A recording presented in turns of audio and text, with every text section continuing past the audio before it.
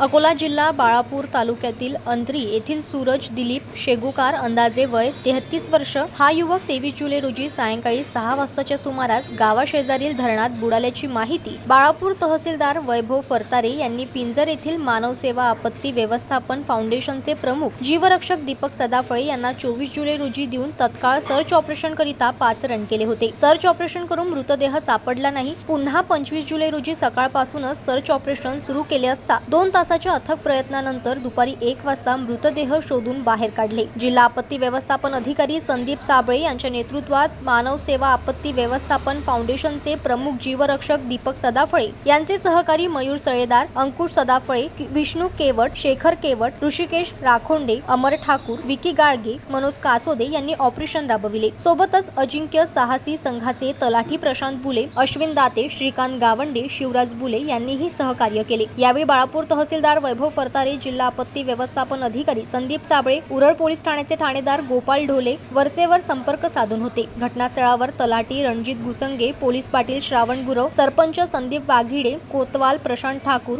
कोतवाल वैभव Kekan, police head constable विजय झाकर्डे, रघुनाथ नेमाळे उपस्थित होते। जनमत लाईव्ह न्यूज साठी अकोला मधून संजय उमक यांची रिपोर्ट।